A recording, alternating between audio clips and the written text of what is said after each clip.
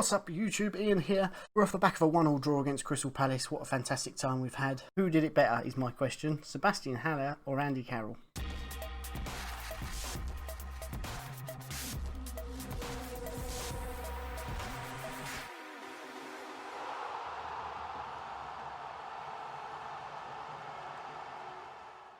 Right, into this week's lineup.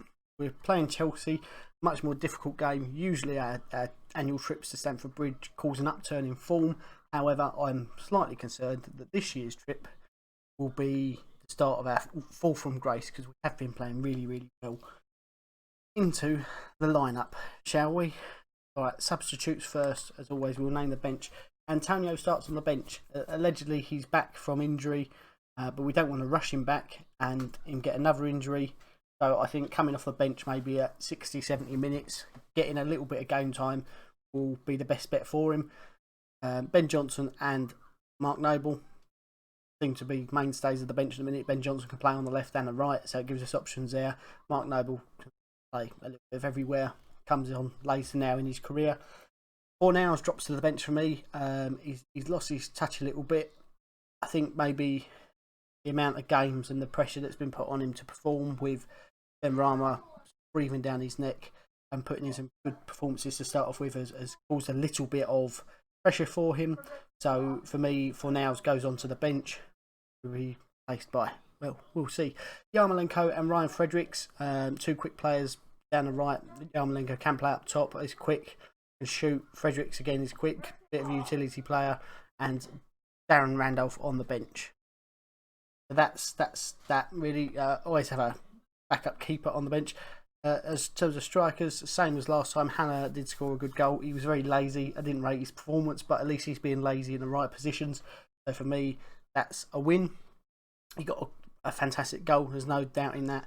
But flanked by Benrahma and Jared Bowen.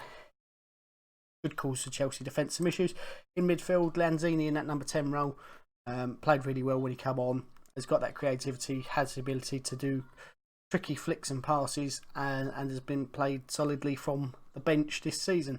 Declan Rice, Thomas Souček, there's no shift in them really. They just do what they need to do, don't they? That doesn't need any more explaining than that. In defence, same lineup as last time. Balwena is out injured, a groin strain, so Cresswell, Ogbonna, Diop and Soufal, who was the man of the match against Crystal Palace.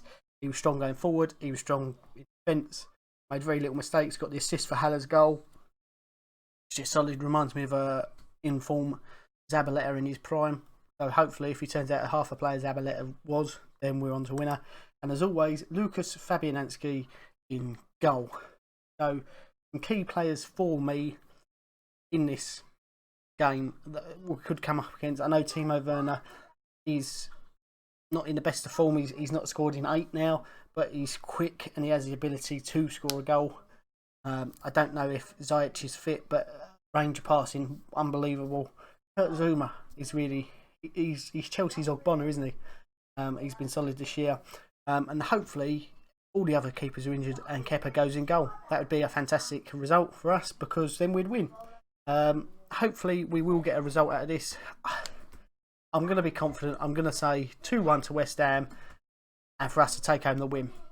But that's not all. Let's get the opinion of a Chelsea fan, shall we? Someone I know very well and fall out with twice a year when this game is on. Let's speak to the old man. So we are here with my old man. He's Varka Senior cousin. You're a Chelsea fan. I am. I'm a West Ham fan. Not quite sure how that happened, but I've preluded this to say that we fall out twice a year for 90 minutes. Just while this game's going on, generally. Well, it might be longer than 90 minutes, mightn't it? Because they might have injury time. Well, it might, yeah. But so, I mean, usually our annual visit to Stamford Bridge is a upturn in form for West Ham United. But we're in good form at the moment, so my concern is we're going to turn up and fall to pieces, and that's the end of our season there.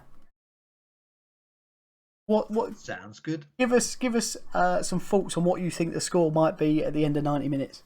I reckon 2-1 to Chelsea. 2-1 to Chelsea. Yeah. And I think we're going to nick it in the last 5 or 10 minutes. Fair enough. That makes sense. It could well happen like that, and that's slightly my concern as well, is that you've recruited very, very well in the summer, and that there's a lot of pace in that team.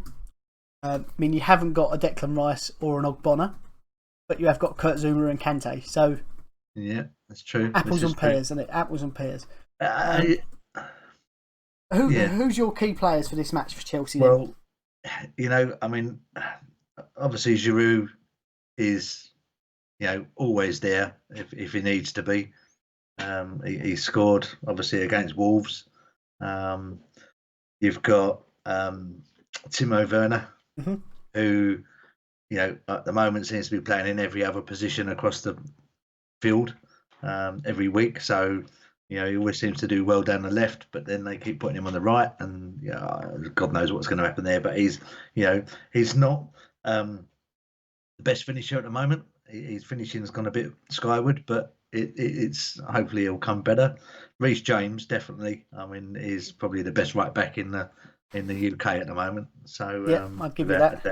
Give you that. Havertz, I mean, Havertz new signing, but you know, jury's out on him at the moment. He just hasn't produced what I think they were expecting him to. Yep. Whether he's nervous, whether it's just that he's young, or he's just being, you know, blanked out all the time. I don't know. I mean, Zouma again, he's again very, very good, but then he can have an off day.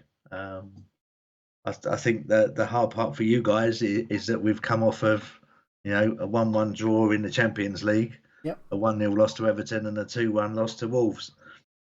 You know, they've been kicked big time by Frank, and I think they're going to come back all guns blazing. It's going to be hard because you guys are on form, aren't you? So, oh yeah, we're hard to beat this season, and that's where we're doing well. Is usually where we'd roll over. That's not happening this year. No, I think the biggest bonus for Chelsea at this point is that Mikel Antonio is out injured. He's rumoured to be coming back for the Chelsea game, but I feel that it's going to be a start off the bench. Yeah, so and he's a good player. I have to say, he's a good player, and he really holds that together there, doesn't he? So he's tenacious. It's something that he provides something to the West Ham team that Sebastian Haller doesn't. Although Haller did score a wonder goal against Crystal Palace, Antonio provides so much more than just a goal. So yeah, he's concerned. So you're going 2-1 to Chelsea.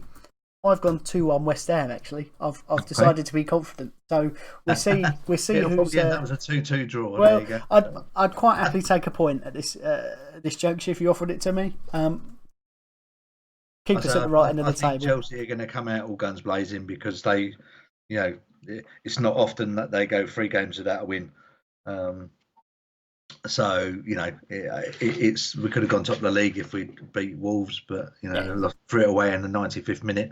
You know, one of those unfortunate deflections, but, you know, there we are. Yeah. So maybe then what we need to do is get together after the game and have a little discussion about the good, bad, and the ugly.